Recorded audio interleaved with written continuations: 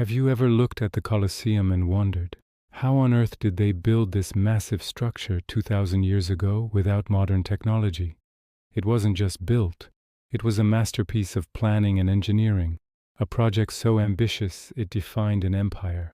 Today, we're going to peel back the layers of history and uncover the secrets behind the construction of one of the world's most iconic monuments.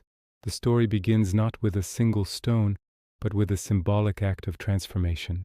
The site chosen for the Colosseum was the location of a vast artificial lake, part of the extravagant Golden House of the infamous Emperor Nero. So the very first step was to erase this symbol of tyranny. Engineers undertook the monumental task of completely draining the lake, reclaiming the land for the people of Rome. But this reclaimed land was soft and marshy, totally unsuitable for supporting the immense weight that was to come. To solve this, they dug down and laid incredibly deep and heavy stone foundations, creating a solid base that would anchor the Colosseum to the earth for millennia. This preparation alone was a massive engineering feat, setting the stage for the marvel that would rise above. With the ground prepared, the next challenge was sourcing and transporting the materials. This was a logistical operation on an epic scale. The primary stone, beautiful and durable travertine, was quarried in Tivoli, about 20 miles outside of Rome. Think about the challenge. Massive blocks of stone, some weighing several tons, had to be transported all the way to the city center. This was accomplished using sheer manpower, ox-drawn carts, and specially designed sledges, a slow and arduous journey along Roman roads. Other materials like tough stone and bricks were sourced from quarries closer to the city. But the real game-changer, the secret ingredient to Rome's architectural genius, was their unique concrete. Roman concrete, or opus caementicium, was unlike anything the world had seen before. It was a revolutionary mixture of lime, volcanic ash known as pozzolana, and chunks of stone. This wasn't just a simple binder. The volcanic ash reacted chemically with the lime and water, creating a substance that was incredibly strong and durable. It could even set underwater. This concrete allowed the Romans to create vast, complex shapes and vaults that would have been impossible with stone alone. It was this material that gave the Colosseum its core strength, the very bones that have allowed it to withstand earthquakes, fires, and the passage of 2,000 years. Without Roman concrete, the Colosseum as we know it simply couldn't exist. Now, how do you hold all those massive travertine blocks together? The Romans had another clever trick. Instead of using mortar for the main structural frame, they connected the huge stones with iron clamps. They would carve a space in the adjoining blocks, insert a heavy iron bar, and then pour molten lead over it. The lead secured the clamp and importantly protected the iron from rust and theft. This system created a structure that was both incredibly strong and surprisingly flexible. It could shift and settle slightly without cracking, a key reason why it has survived so many earthquakes over the centuries. You can still see the holes where these clamps were on the Colosseum today. Most were pried out for their metal during the Middle Ages. The visual and structural genius of the Colosseum lies in one repeating element, the arch. The entire exterior is a symphony of arches, stacked one on top of the other, story after story. There are 80 arches on each of the first 3 levels.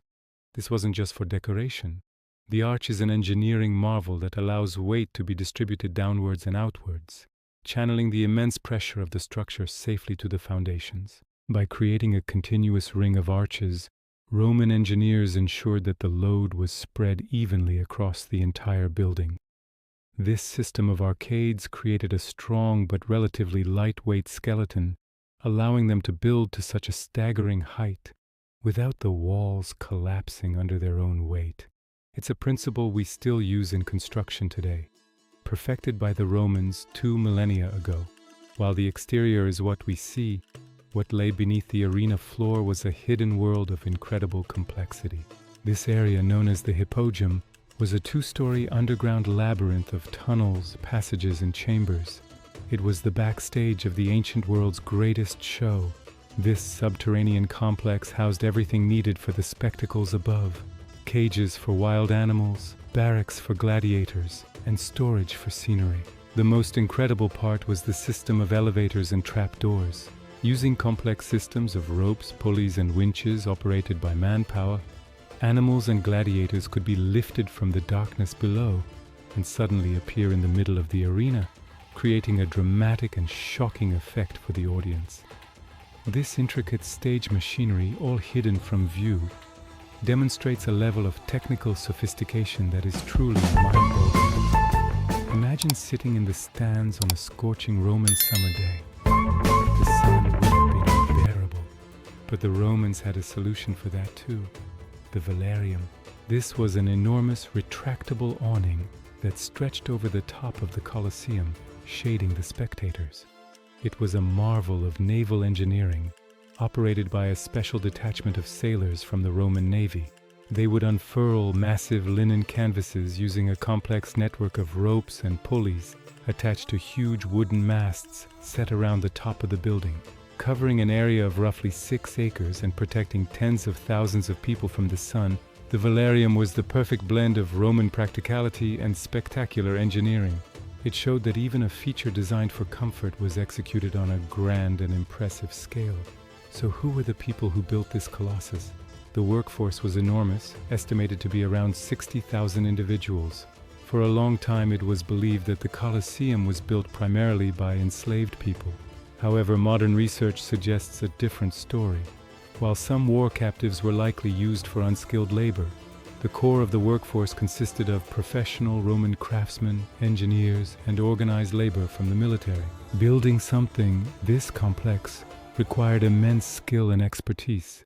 These were master stonemasons, carpenters, and engineers who understood the advanced principles of Roman construction. It was a project managed with military precision, a testament to the organizational power of the Roman state, not just brute force. The timeline for this project was remarkably fast. Construction began in the year 70 AD under the Emperor Vespasian, who funded the project with spoils from the Jewish war. He wanted to give Rome a magnificent gift, a public venue for entertainment that would erase the memory of Nero's private excesses. By 80 AD, after a decade of intense work, the Colosseum was largely complete. Vespasian's son, Titus, inaugurated the building with 100 days of spectacular games. The final touches, including the top story and the hypogum, were completed under the next emperor, Domitian. In just over 10 years, this team of thousands had transformed a former lake into a legendary monument, a symbol of Roman power, engineering prowess, and cultural identity that would echo through history. So the next time you see a picture of the Colosseum, don't just see ancient ruins. See the drained lake, the deep foundations, the revolutionary concrete, the ingenious iron clamps, the perfectly repeated arches, the hidden machinery of the hypogeum, and the vast, shading velarium. See the tens of thousands of skilled workers and the vision of 3 emperors who made it all possible. The Colosseum isn't just a building. It's a story of ambition, innovation, and incredible human achievement. Thanks so much for joining me on this deep dive into the construction of the Colosseum. If you enjoyed this journey into ancient engineering, make sure to hit that like button and subscribe for more stories from history. Let me know in the comments what other historical marvels you'd like to explore. See you in the next video.